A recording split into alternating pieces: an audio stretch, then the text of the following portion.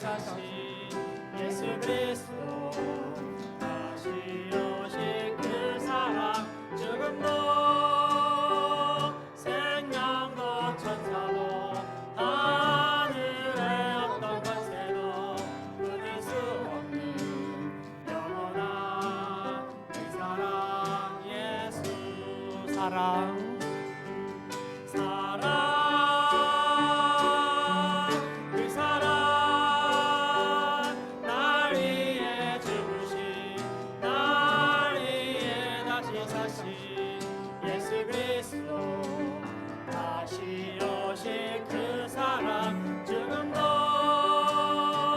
생명도 천사도 하늘의 어떤 권세도 끊을 수 없는 영원한 그 사랑 예수 십자가 그 사랑 멀리 떠나서 무너진 나의 삶 속에 잊혀진 주는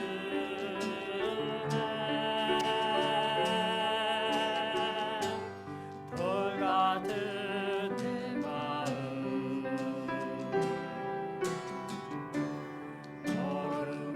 어루만지사 다시 일으켜 세우신 주 사랑합니다. 주 나를 보호하시고 날 붙드시니 나는 또 외롭고 존귀한 주님의 자녀라.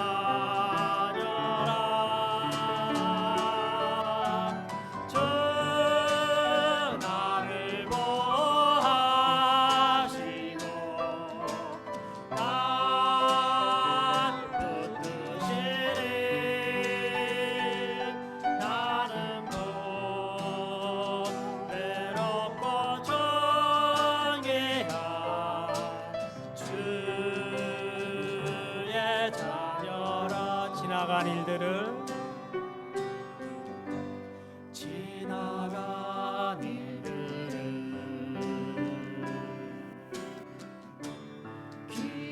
기억하지 않고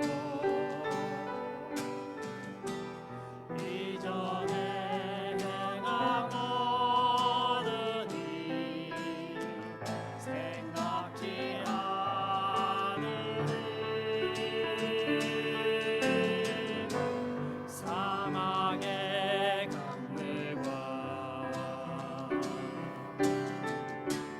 길을 내시는 주 내 안에 새 일 행하신 주나 바라보리라. 주 나를 보호하시고 주 나를 보호하시고 날 붙드시니 나는 곧 외롭고 존귀한 주님의 자녀라.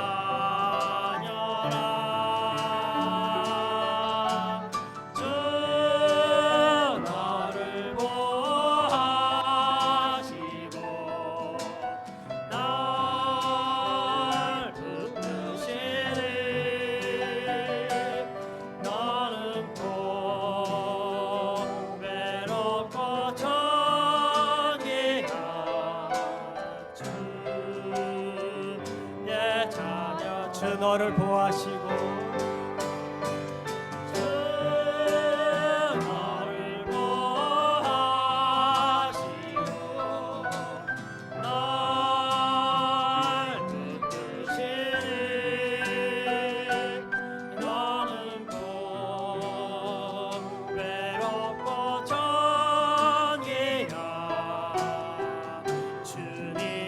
자녀라 주 너를 보호하시고 주 너를 보호하시고 널 붙드시니 너는 또 외롭고 존귀한 주의 자녀라.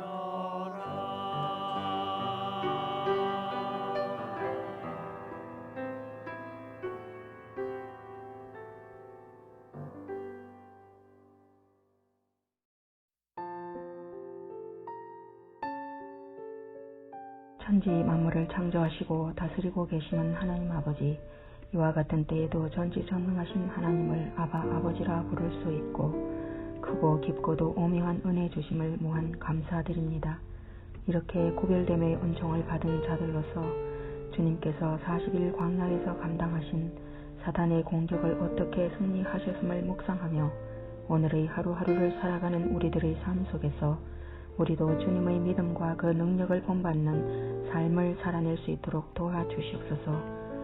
그동안 우리는 은혜의 시대를 살면서 살아계신 성령님과 동행하며 살아계신 하나님을 만나고 체험할 수 있는 시간을 누리며 다가오는 시험의 때를 준비할 수 있도록 훈련을 받았습니다.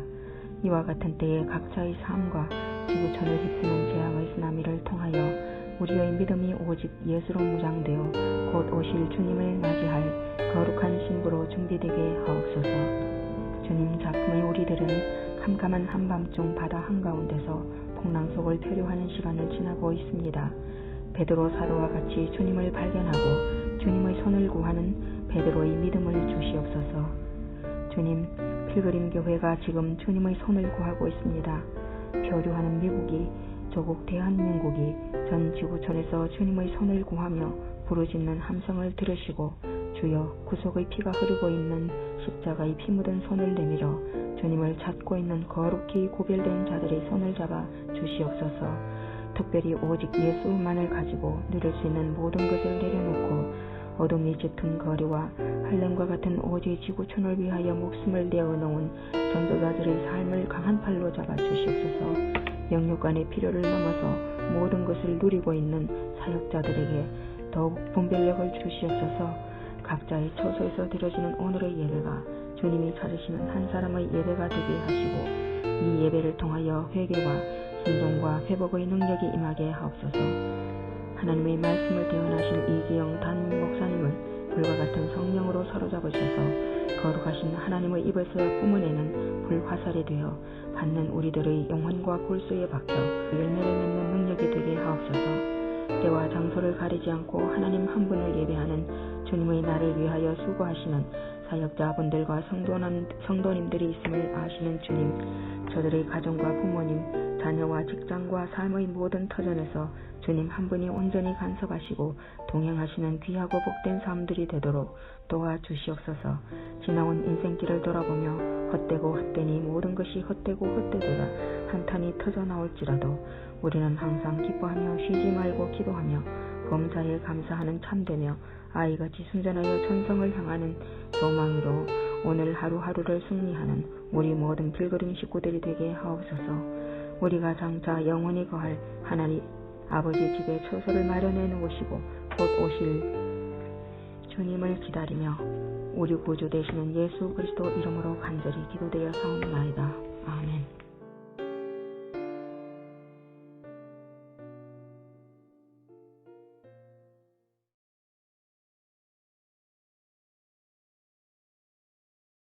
샬롬, 반갑습니다. 편안하셨습니까? 좋은 소식이 있죠. 내일부터 이제 그 식당 실내 영업도 가능하다라고 발표했고 이제 모든 상황에서 정상으로 돌아갈 것 같다는 기대를 하게 되는데 그렇다고 완전한 정상은 아닐 거고요. 이제 많이 좋아지고 있는 거죠. 코로나 백신도 많이 맞았고 상황은 좋아지고 또 작년 같은 경우도 여름이 되면서 상황은 좋아지고 겨울에 이제 또 안 좋아졌지만 당분간 일단 좋아질 것은 확신합니다. 우리가 계획한 건 4월 4일 날 부활주일 날 대면 예배 하려고 하지만 그래도 조심하면서 준비하고 있습니다. 아무쪼록 좀 더 인내하시고 그리고 이제 곧 서로 얼굴 보고 또 부활의 기쁨 우리가 맞이하며 부활주일 예배 함께 드리는 그날을 고대하고 또 앞으로 계속 좋은 소식 기다려 봅니다. 예, 오늘 말씀은 마태복음 14장 22절부터 33절까지 말씀입니다. 3주째 계속되고 있는 말씀인데요. 쉬운 성경 제가 읽도록 하겠습니다. 그 즉시 예수님께서는 제자들을 배에 타게 하시고 호수 건너편으로 먼저 가 있으라고 하셨습니다. 그동안에 예수님께서는 사람들을 되돌려 보내셨습니다. 사람들을 보내신 후 예수님께서는 기도하러 홀로 산 위로 올라가셨습니다. 그리고 저녁 때까지 그곳에 혼자 계셨습니다. 배는 이미 육지에서 멀리 떨어져 있을 때였습니다. 제자들은 큰 파도와 거친 바람으로 어려움을 겪게 되었습니다. 새벽 3시에서 6시 사이에 예수님께서 호수 위를 걸어서 제자들에게 오셨습니다.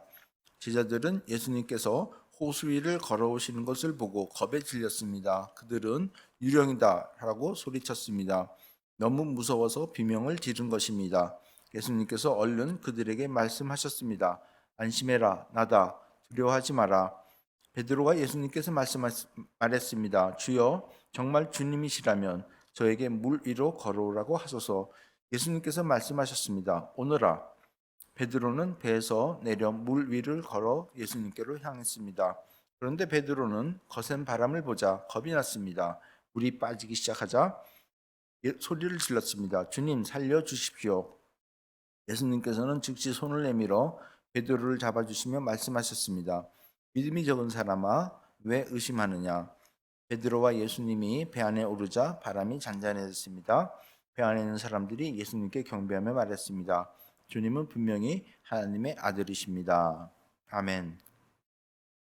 네, 오늘 제목은 믿음이 적은 사람입니다. 믿음이 적은 사람. 오늘 본문은 오병이어 사건 이후에 벌어진 사건으로 이 본문을 가지고 3주째 계속 말씀을 나누고 있습니다. 첫 번째 설교 때는 보고 믿는 자와 보지 않고 믿는 자라는 제목으로 내용은 오병이어의 기적을 체험했을 때 예수님을 바라볼 때 세상의 필요를 채워주는 시각으로 바라보면서 예수님을 세상적 왕으로 삼으려고 하는 그 무리와 제자들을 향해서 예수님이 직접 흩으시면서 그들의 믿음을 흔들어 놓으신 일을 중점적으로 다뤘죠. 결론적으로 우리는 기적과 이적을 보고 예수님을 믿기보다는 보지는 못했지만 하나님의 아들심을 믿고 세상의 잣대로 예수님을 우리의 구원자로 볼 것이 아니라 기적과 이적을 보지 못해도 말씀을 근거로 예수님이 우리의 영혼을 영원토록 살리시는 분이라는 것을 믿고 따르는 것이 더 복된 삶이라고 말씀을 나눴습니다. 두 번째 주, 지난주에는 같은 제목, 보고 믿는 자와 보지 않고 믿는 자 두 번째라는 제목을 가지고 이 본문을 다뤘고요. 이번에는 이제 눈에 보이는 기적으로 흥분한 제자들의 믿음이 그 눈에 또 다른 곳에서 보이는, 즉 흔들리는 바람과 파도를 통해서 연약해지는 그들의 믿음을 가지고 눈으로 보고 확인하는 그 믿음의 위험성을 서로 얘기 나눴죠. 그리고 아무리 세상에서 기적과 이적을 체험했다 하더라도 그 체험을 통한 믿음은 결국 주변 환경에 따라 흔들리는 믿음을 소유하게 되어서 예수님이 나타나도 유령으로 보게 되는 연약한 믿음의 소유자가 된다는 것을 제자들을 통해서 예를 들면서 지난주에 말씀을 나눴습니다. 그리고 오늘은 그 연약한 믿음을 보인 제자들 중에서 제자들의 대표라고 할 수 있는 베드로가 겪은 일을 중심으로 믿음이 적은 자의 삶이 어떤 삶인지 한번 살펴보려고 합니다. 먼저 풍랑을 만난 상황으로 다시 한번 돌아가도록 하겠습니다.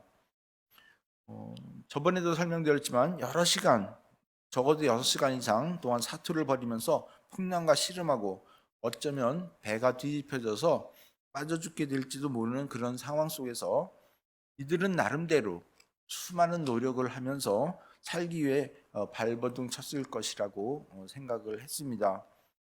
기술적인 방법 또는 예수님께서 사용하시던 방법, 바람아 잠잠해라 라고 호통을 치면서 바람을 잠잠하던 방법, 뭐 여러 가지 방법을 통해서 자기가 기적을 마치 행할 수 있는 그 착각으로 노력을 했던지, 아니면 간절한 마음으로 예수님께 정말 저희들을 구원해 주십시오라는 간절히 기도를 하면서 도움을 요청했을 수도 있겠죠. 하지만 정작 예수님이 나타났을 때는 예수님이다라고 하는 것이 아니라 유령이다라고 외친 그 연약한 모습을 보여준 사람들입니다. 그런데 이런 자들에게 예수님께서 나타나셔서 나다, 안심해라, 내가 유령이 아니다 라고 바로 반응을 보여주시는 모습을 보게 된 것입니다. 그런데 이때 베드로의 반응이 좀 우리가 생각할 때 문제가 있었다라고 지난주에 말씀드렸죠. 베드로의 반응이 이렇습니다. 28절입니다. 베드로가 예수님께 말했습니다. 주여, 정말 주님이시라면 저에게 물 위로 걸어오라고 하소서라는 말씀입니다. 여러분, 이 베드로의 표현 어떻게 생각하십니까? 제가 지난주에도 물어봤는데 여기에 문제가 많다라고 제가 말씀을 드렸죠. 그래서 오늘은 이 반응이 정말로 예수님께서 칭찬할 만한 그러한 믿음을 보여준 반응인지, 아니면 뭐가 도대체 문제가 되는지 오늘 살펴보자는 것입니다. 먼저 베드로의 요청에 따른 예수님의 반응을 한번 보겠습니다. 28절, 주여 정말 주님이시라면 제게 물 위로 걸어오게 하소서라고 베드로가 말하자 이에 따른 예수님의 반응이 29절입니다. 예수님께서 말씀하셨습니다. 오너라, 베드로는 배에서 내려 물 위를 걸어 예수님께로 향했습니다 라는 대목입니다. 즉 베드로의 요청에 따라 예수님께서는 바로 오너라, 와, 이렇게 얘기하신 거죠. 그러다가 베드로가 물에 빠지자 예수님께서는 바로 즉시 손을 잡아 건지시고 그 다음에 믿음이 적은 자야 왜 의심하는가 라고 베드로를 구해주는 모습을 보게 되는 겁니다. 이 모습은 바로 제가 기억나십니까? 약 4주 전에 도마의 믿음을 점검할 때 도마가 나는 예수님이 다시 살아서 돌아오신 것을 내가 직접 손으로 확인하지 않고는, 누르고 찌르고 확인하지 않고서는 못 믿겠다라는 말에 예수님께서 도마에게 야단치는 것이 아니라 바로 도마의 말에 반응을 보이시면서 그의 원하는 것을 보여주시고 의심하는 도마에게 이제 보고 믿는 자가 아니라 보지 않고 믿는 자가 더 복되다라고 가르치신 그 모습과 같은 어떤 예수님의 모습을 또 보게 된다는 것입니다. 그래서 그동안 도마에게 말씀하신 보고 믿는 자와 보지 않고 믿는 자에 대해서 생각을 해봤지만 오늘은 예수님께서 베드로에게 하신 말씀 믿음이 작은 자에 대해서 한번 생각해 볼까 합니다.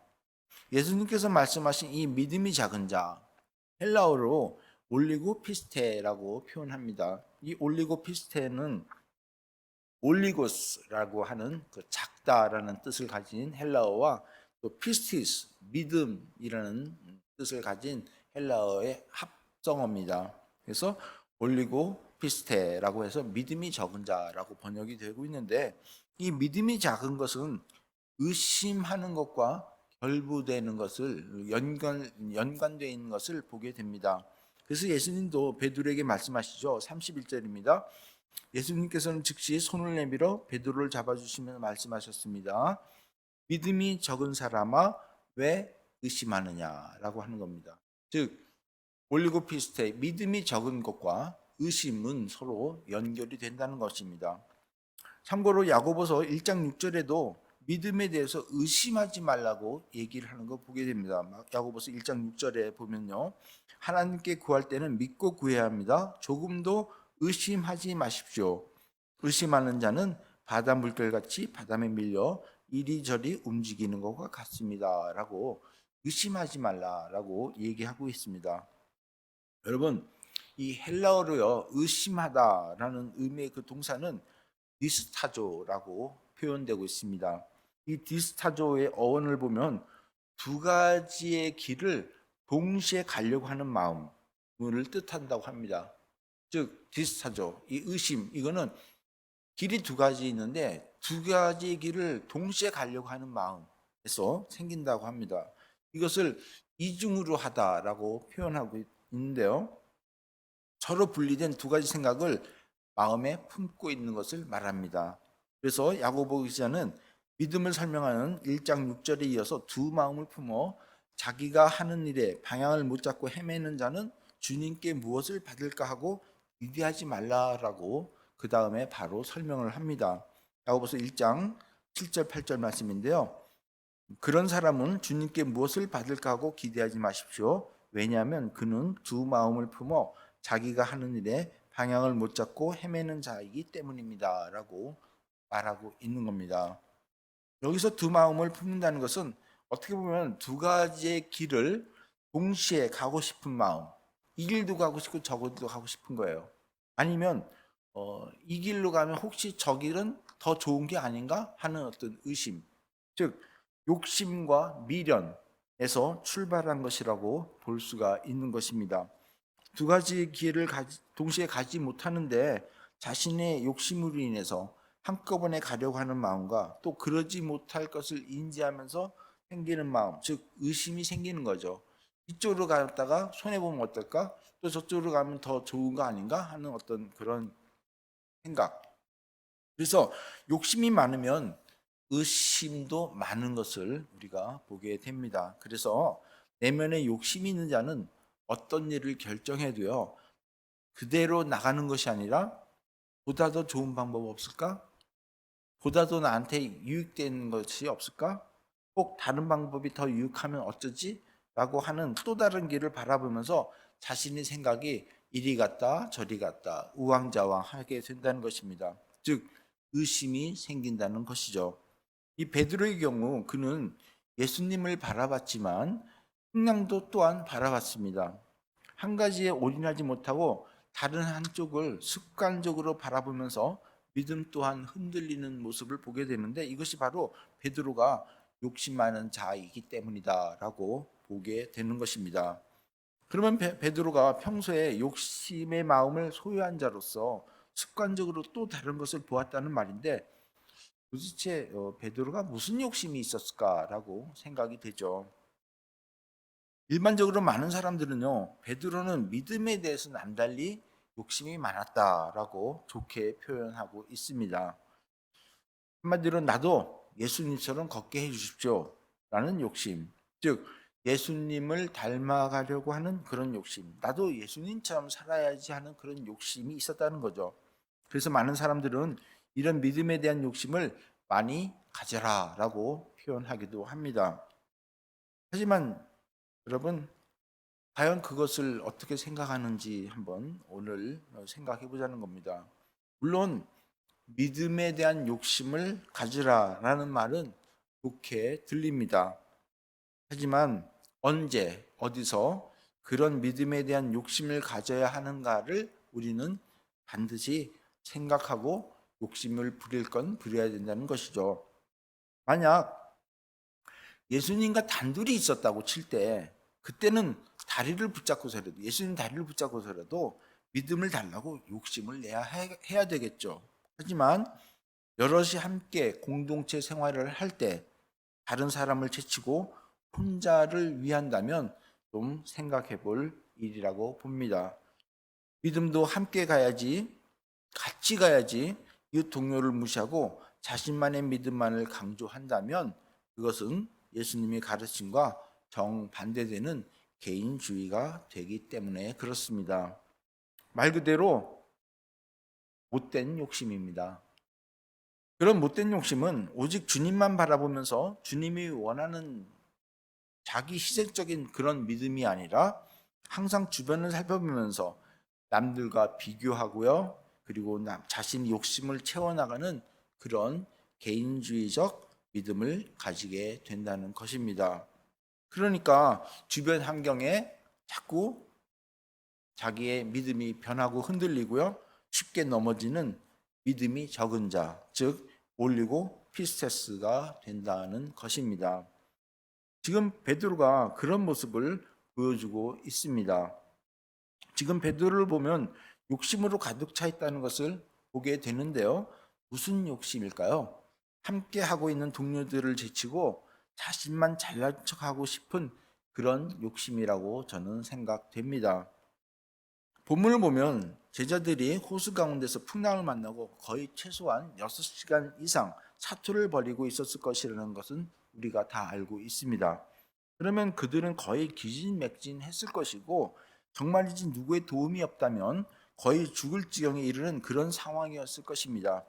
그런데 예수님이 나타납니다. 근데 그 예수님까지도 유령으로 보일 정도로 죽음이라는 공포에 시달리고 있는 그런 상황입니다. 근데 만약 여러분이 이런 상황에 있을 때 주님이 나타나서 나다, 안심해라, 두려워하지 마라 라고 말씀하시면 여러분의 반응은 어떻게 나타날 것입니까? 지금 교인들과 같이 배를 타고 어디를 가는데 풍랑을 만났습니다. 근데 그 배가 난파 위기를 만나서 정말 수시간 동안 6시간 이상 동안 그 어려움을 겪다가 예수님이 물 위로 걸어오시면서 안심해라, 나다, 두려워하지 마라 라고 말씀하시면 여러분 같으면 예수님께 뭐라고 부탁을 드리겠냐는 것입니다. 예수님, 정말 저희들 죽을 것 같습니다. 어서 저희를 구원해 주십시오 라고 아마 말해야 되지 않을까. 어떻게 보면 12제자의 대표라고 볼 수 있는 베드로의 입에서 제일 먼저 그런 소리가 나와야 되지 않을까 하는 생각을 해보는 겁니다. 만약 베드로가 그들의 리더격이라면 베드로의 입에서 나와야 되는 말은 바로 함께하고 있는 무리들의 안전을 위한 부탁을 하는 것이 바로 도리가 아니겠습니까? 그런데 그 모든 걸 뒤로하고 첫 마디가 뭐냐면 주님, 나도 주님처럼 물 위를 걷게 해주십시오 라고 부탁을 하는 겁니다. 여러분, 이 말을 어떻게 이해하실 것입니까?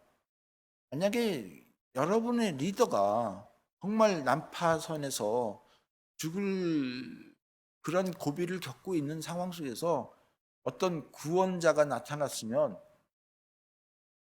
정말 우리를 구원해 주십시오라고 하는 것이 도리인데 나 그 배를 타게 해 주십시오라든가 야 배가 너무 멋있다 그 정말 안전할 것 같다 아니면 뭐 예수님 만나서 나도 그렇게 좀 걸으면 안 됩니까? 라고 얘기한다면 이것을 어떻게 우리가 이해해야 하는 것이냐는 겁니다. 성경에서 12제자들 중에서 리더들을 꼽으라면 베드로, 요한, 야고보를 꼽습니다. 그런데 지금 12제자들의 리더라고 하는 사람들이 모두 이런 개인주의적인 모습을 보고 있는 것을 사실 마태복음은 고발하는 것 같습니다. 마태복음 20장 20절 21절을 보면 세베대의 두 아들의 어머니가 예수께 찾아와 예수님의 양옆자리에 앉게 해달라고 부탁하는 장면이 소개되죠. 마태복음 20장 20절 21절입니다. 그때 세베대의 아들들을 데리고 그 어머니가 예수님께 왔습니다. 그 여자는 예수님께 절하고 간청하였습니다. 예수님께서 물으셨습니다. 무엇을 원하느냐? 어머니가 예수님께 말했습니다. 주님의 나라에서 제 한 아들은 주님의 오른쪽에 다른 한 명은 주님의 왼쪽에 앉으라고 말씀해 주십시오 라고 간청을 하는 겁니다. 마가복음에서는 이들이 세베대의 아들 야고보와 요한이라고 이름이 명시되어 있죠. 근데 어쨌든 한마디로 이들은 예수님께서 지금 고난당하게 되고 죽게 될 것이다. 그리고 다시 이제 부활하실 것이다 라고 얘기했는데 이 말씀에는 관심이 없어요. 관심이 없고 그냥 예수님의 다시 오셔서 이 하나님 나라를 이룰 때 예수님이 만왕의 왕 자리에 앉게 되면 예수님 양옆 자리에는 자신들을 앉혀달라는 아주 이기적인 그런 모습을 보여주고 있는 것이 바로 이 리더격인 사람들이라는 모습이라는 겁니다. 이런 모습을 보여주고 있는 자들이 소위 12제자의 리더격에 있는 사람들, 즉 베드로, 야고보, 요한의 모습이라는 것을 지금 보여주고 있죠. 어쨌든 다시 베드로를 한번 다시 보겠습니다. 여러 시간 사투를 벌이면서 풍랑과 씨름하고 어쩌면 배가 뒤집혀져 빠져 죽게 될지 모르는 그런 상황에 예수님이 나타납니다. 그럴 때 예수님 우리를 구해 주십시오가 아니라 예수님 나도 걷게 해 주십시오. 무리를 걷게 해 주십시오라고 한다는 겁니다. 이런 부탁이 모두 죽음의 기로에 있는 상황에서 리더로서 해야 할 말인가 하는 것이죠. 예수님의 고난의 길을 설명하는 가운데 주님이 나라에서 양옆에 우리를 앉게 해 주십시오라고 부탁하는 야고보와 요한의 모습과 뭐가 다르냐는 겁니다. 지금 모두 바람과 파도로 인해서 고생하면서 정말 살려고 발버둥치고 있는 그 동료들 앞에서 오병이어로 5천 명을 먹이신 그 모습과 지금 험한 파도 위를 유연히 걸어오시는 그 모습이 너무나 감동되어서 예수님처럼 나도 그 능력을 달라고 부탁하는 그 베드로의 모습은 옆 동료가 볼 때는 정말로 어처구니 없는 이기적인 모습이라고 생각되는 것입니다. 이 베드로는 이기주의적인 믿음, 즉 욕심이 가득 찬 믿음이 있다고 저는 보게 되는 겁니다. 어떤 사람은 그런 어려운 상황 속에서도 예수님께서 믿음을 보여주는 그 믿음은 필요하고 그런 믿음은 욕심이 가득해야 한다고 가르치는데 정말 참으로 위험하고 세상적인 믿음이지 성경에 나오는 하늘나라 백성의 믿음이 아니라고 저는 강하게 말하고 싶습니다. 욕심을 부려서라도 하늘나라에 대한 소망을 잃어서는 안 된다고 하는 말, 물론 말은 맞죠. 하지만 목숨을 구하면 잃을 것이고 목숨을 잃고자 하면 얻을 것이라고 하는 예수님의 하신 말씀처럼 아무리 귀한 믿음이라도 자신만을 위해서 믿음을 얻고자 하면 잃을 것이고 남을 위해서 잃고자 하면 얻을 것이다 라고 저는 말하고 싶습니다. 모세와 바울은 자신의 백성을 위해서라면 자신을 하늘나라 생명책에서도 빠져도 좋다라고 말할 정도로 자기 동족을 사랑했습니다. 하늘나라에 대한 욕심이 아니라 오히려 하늘나라 백성을 위해서 자신을 내어놓는 욕심이 없는 그런 믿음을 보여준 것이 바로 모세와 바울입니다. 야고보와 요한의 자리 청탁에 제자들도 분하게 여기는 자리 다툼 또한 욕심에서 나오는 믿음 없는 자의 모습을 보여준 것이죠. 베드로의 잘난 척하는 욕심스러운 그 믿음은 그 이후에도 우리는 나온 것을 보게 됩니다. 예수님께서 제자들에게 모두 자신을 버리고 도망갈 것이다 라는 말씀에 베드로가 자신 있게 얘기하죠. 다른 사람은 몰라도 나는 결코 주님을 배반하지 않을 것입니다 라고 주님께 장담하는 그런 표현 또한 연약한 믿음에서 나온 말이 아닌가 저는 생각하게 되는 것입니다. 여러분, 우리는요, 믿음 생활, 교회 생활, 공동체 생활을 하면서 욕심에 사로잡혀 믿음 생활하는 경우가 참 많습니다. 믿음이 적은 자들이라고 저는 말하고 싶습니다. 이런 믿음은 주변 환경에 민감하게 되고 결국 의심이 생기거나 남을 의심하거나 남을 공격하거나 자기만은 똑똑하다고 외치는 믿음의 소유자가 되고 마는 것입니다. 즉 믿음이 적은 자들이 되고 만나는 것이죠. 우리는 의심하는 믿음, 즉 교만하고 욕심 많은 믿음이 아닌 의심이 없고 겸손한 믿음 생활을 해야 한다고 보고 싶습니다. 그래서 보고 믿는 자가 아니라 보지 않고 믿는 자가 되어서 어떤 상황이 우리 주변을 엄습한다고 해도 오직 한 길인 주만 바라보는 믿음 생활을 해야 한다고 저는 말씀드리고 싶습니다. 2000년 전에 예수님께서는 제자들을 통해 하나님 나라를 진행하셔야 했습니다. 그러기 위해 제자들 안에 있는 세상적인 안전에 대한 기준들을 흔들어 놓으셔야 했습니다. 그래서 앞으로 진행될 하나님 나라를 위해 더 큰 믿음을 주셔야 했습니다. 이 가르침은 오늘날 우리에게도 똑같이 적용될 것이라고 봅니다. 주님께서는 우리에게 즉각적으로 응답하시는 분입니다.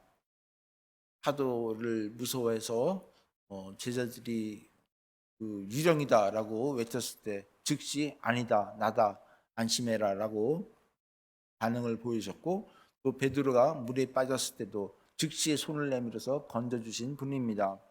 그분은 예수님은 우리를 너무나 사랑하십니다. 그리고 하나님 나라를 위해서 우리가 사용되기를 원하십니다. 그래서 믿음이 적은 의심하는 자가 되지 말고 큰 믿음을 가지라고 우리 주변을 흔들어 놓으신다는 것입니다.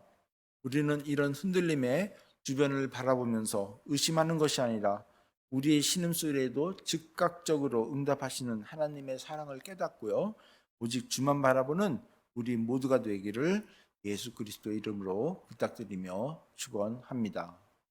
기도하시겠습니다. 아버지 하나님, 감사합니다. 보병이어 사건 이후 제자들을 배에 태워서 호수 건너를 보내고 또 무리들을 흩어져 보내시고 또 주님께서 산에 가서 기도하시고 또 배 타고 가는 제자들의 그 흔들리는 믿음을 보고 무리로 걸어서 그들의 그 걱정거리를 안심시키시고 또 물을 잔잔하게 만드신 주님을 이 시간 통해서 다시 한번 보게 되었습니다.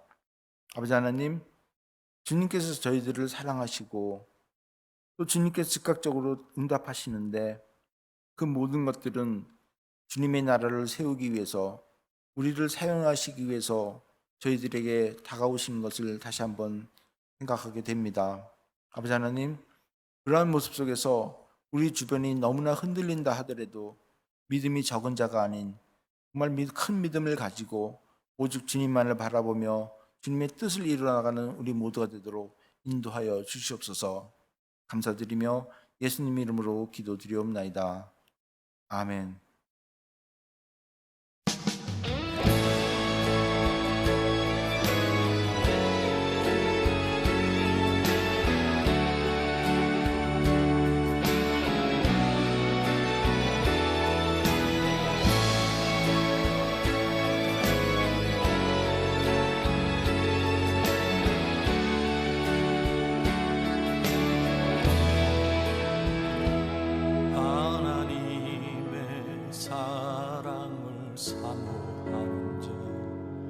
하나님의 평안을 바라보는 자, 너의 모든 것 창조하신 우리 주님이 너를 얼마나 사랑하시는지. 하나님께 찬양과 경배하는 자, 하나님의 선하심을 닮아가는 자, 너의 모든 것 창조하신